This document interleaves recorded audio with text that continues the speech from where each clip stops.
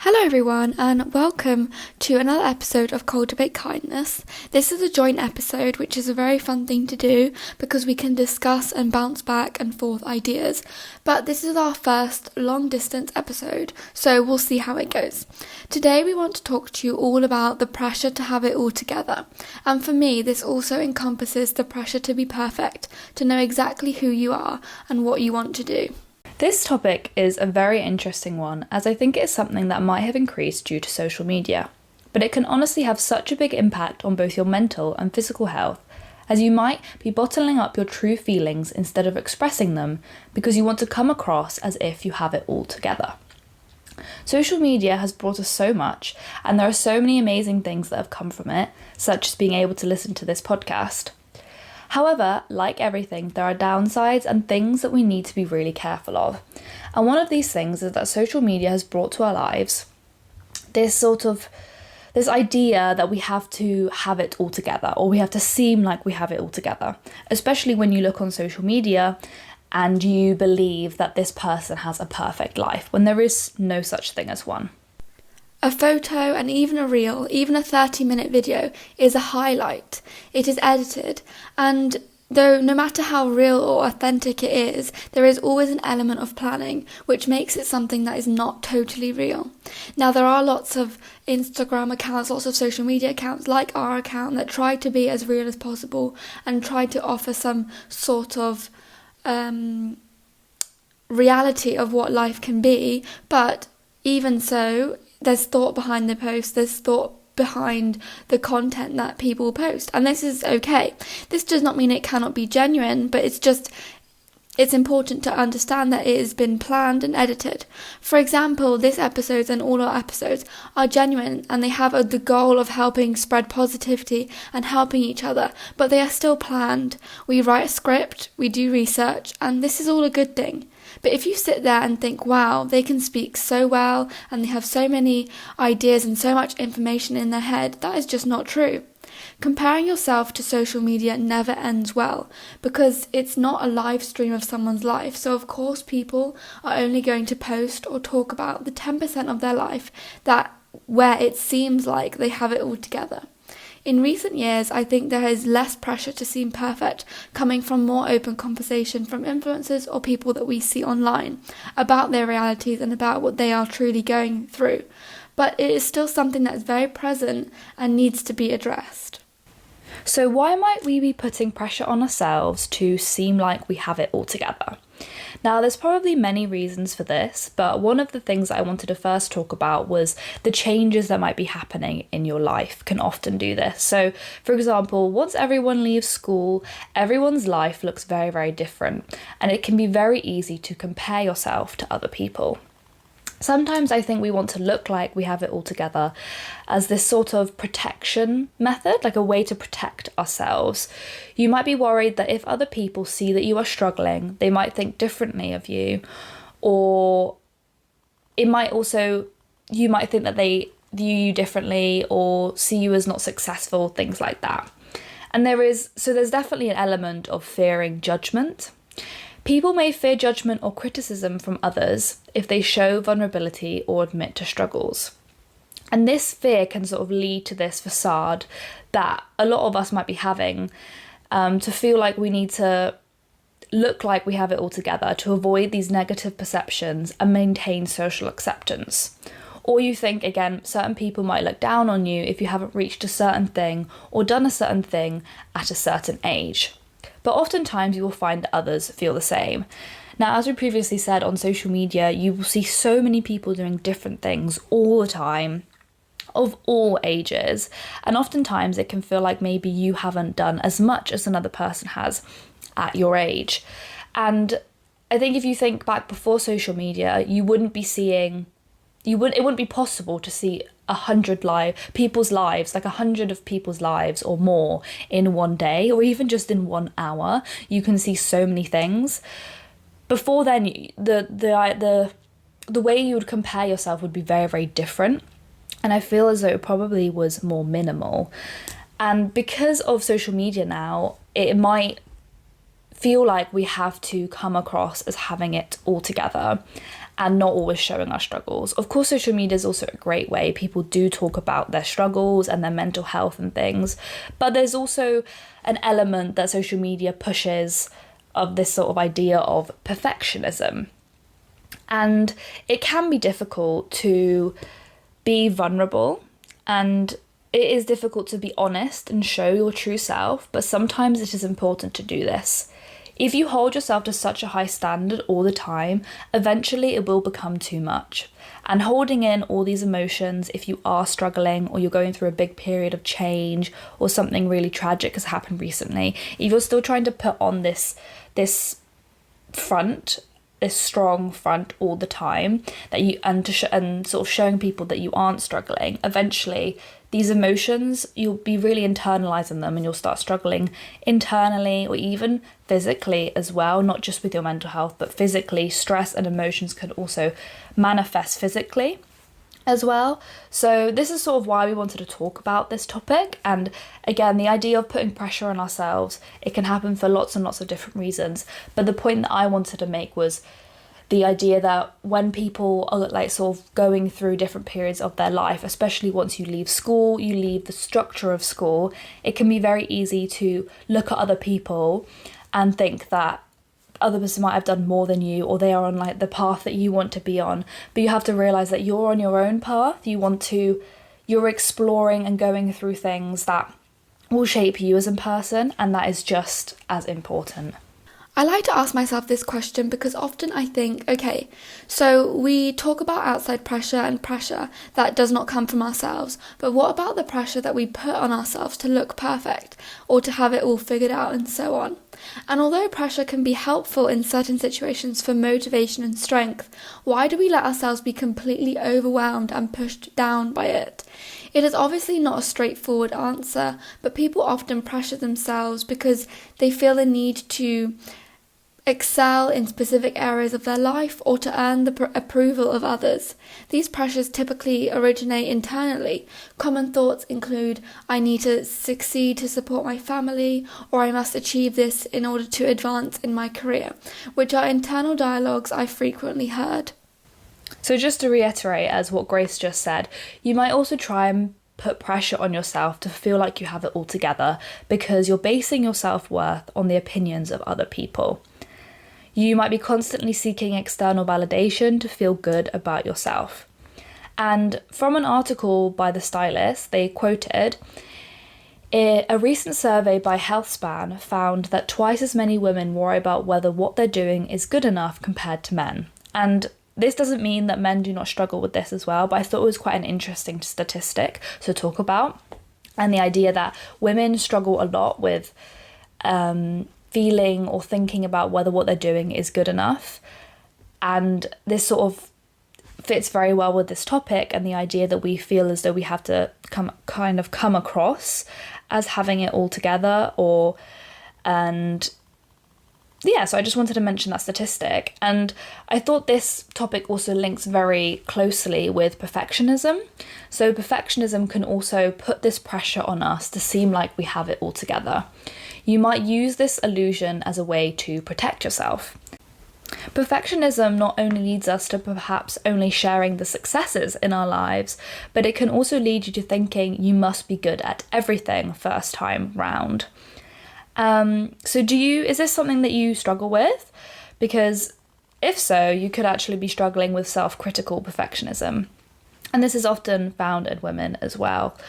But a lot of the time you might not struggle with perfectionism in other parts of your life, but you might when it comes to this sort of idea that you feel like you can't show that you are struggling, or that you can only show the successful parts of your life. And what's really interesting, we sort of talked about authenticity quite a lot on our podcast and how it can help with friendships.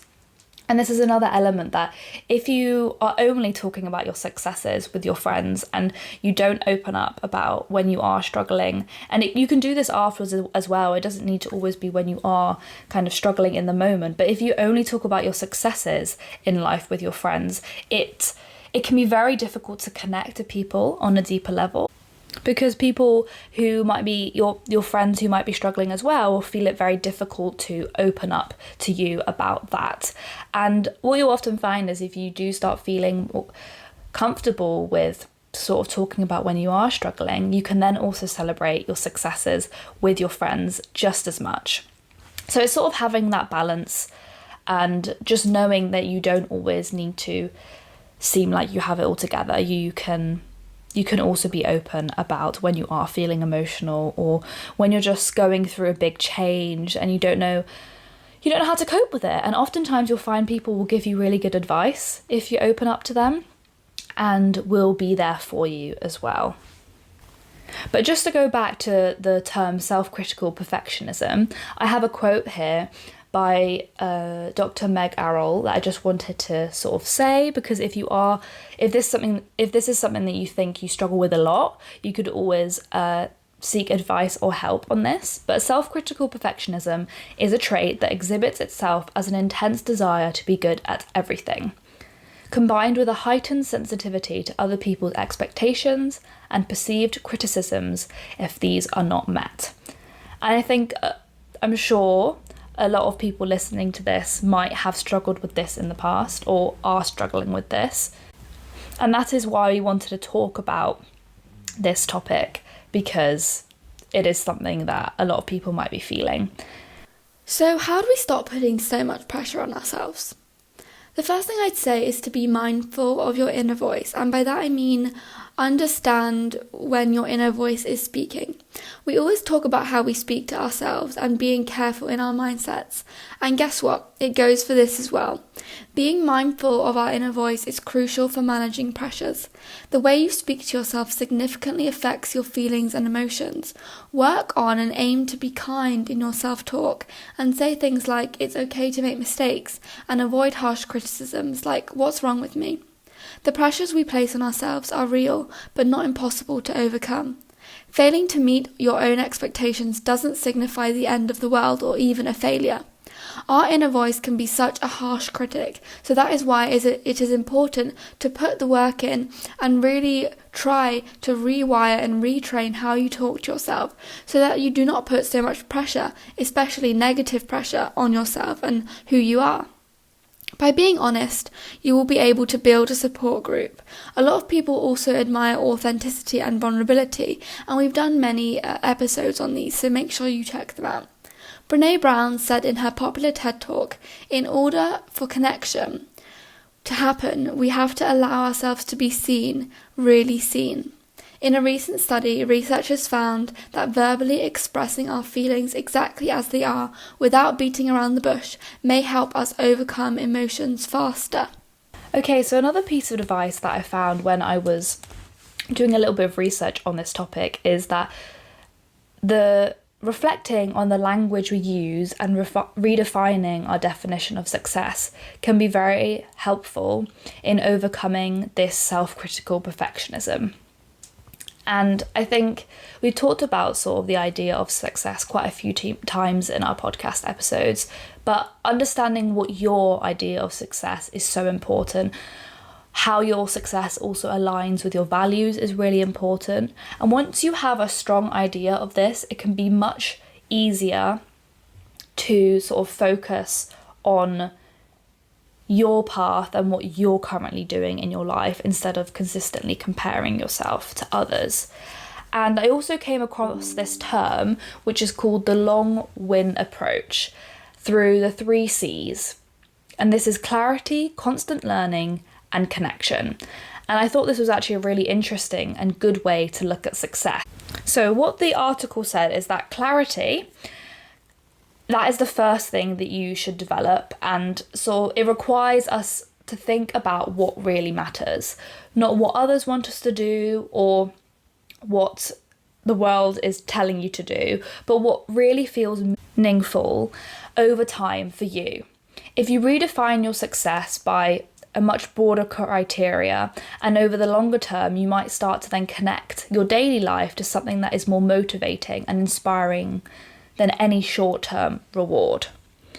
And then the second part of this was the idea of constant learning. And I really, really love this idea. So constant learning is a mindset that helps you to focus on sort of constant learning instead of judging yourself for outcomes.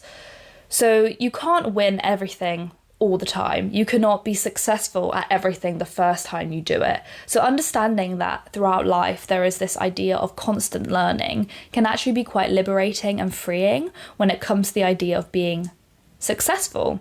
You could go about success as just constantly learning. That is how you want to be successful, is just constantly and learning and improving on certain skills that you already have, or just learning more about the world around you. And I think this is just a really good one to sort of reevaluate the way you might look at outcomes.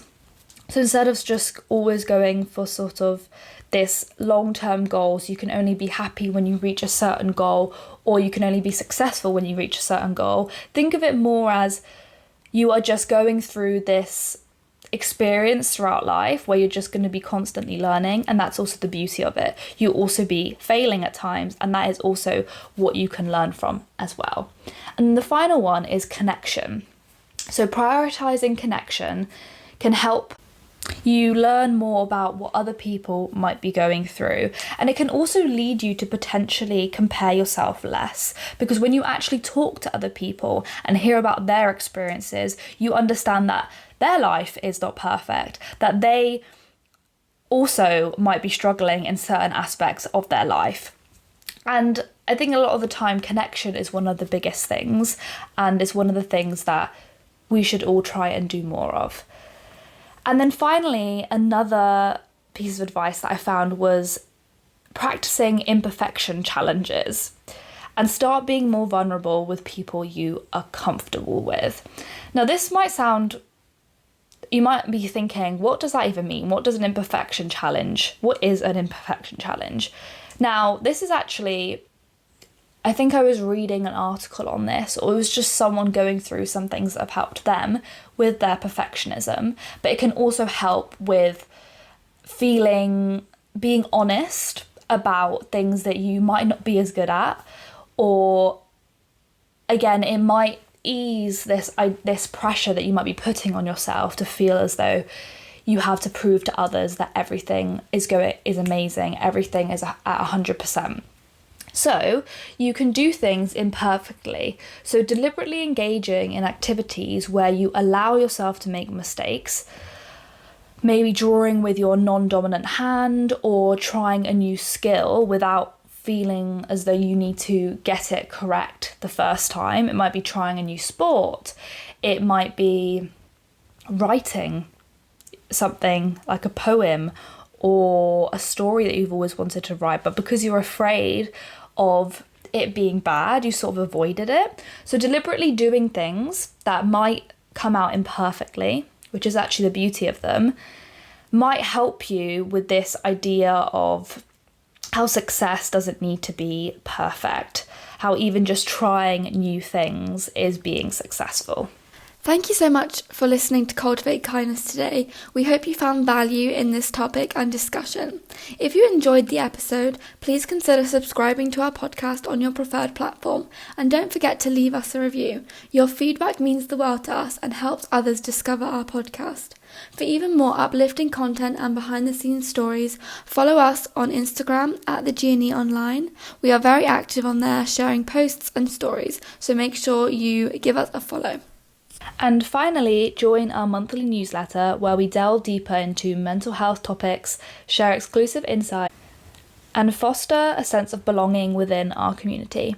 You can sign up on Substack, which is linked below. And until next time, take care of yourself and those around you. Thank you.